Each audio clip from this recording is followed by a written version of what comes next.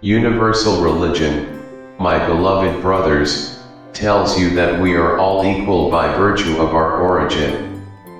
Universal religion lifts you toward the future and protects you from pride by reminding you of the past.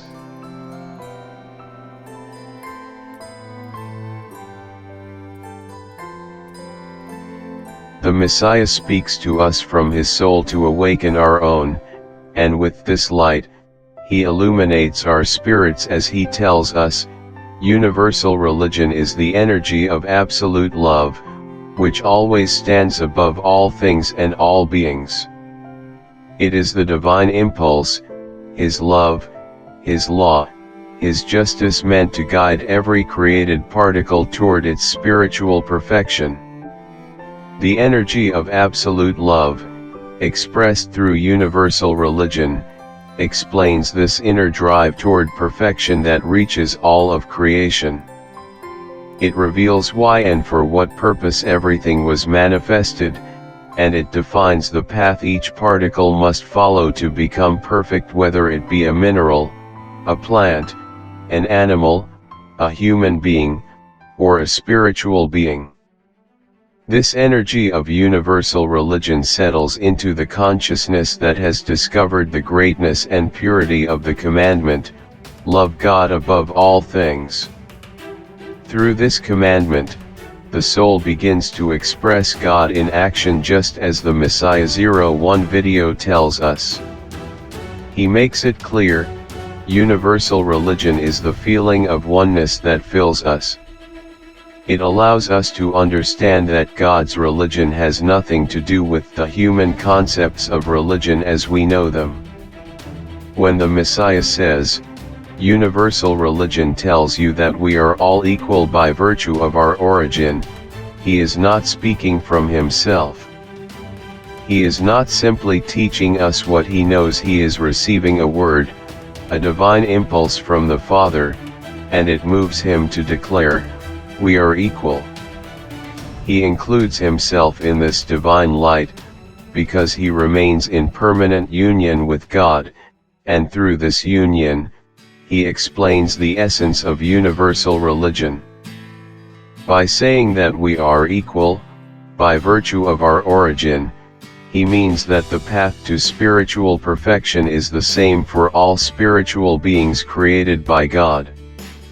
Just as we are now experiencing trials and suffering in this world, the divine energy of purity that he now embodies also once experienced long ago similar processes of spiritual evolution. He is telling us, we are all equal in God. We all begin equally in material worlds. There are no chosen ones, each being chooses their own path freely, as it is their right, the sacred law of spiritual free will. We begin to realize the Messiah's infinite humility. He makes himself nothing to express only what he receives from the Father.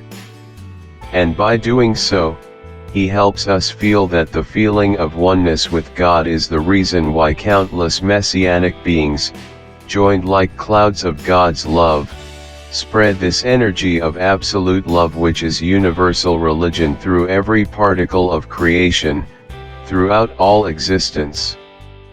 It is God's love manifest as law of love, his sacred law.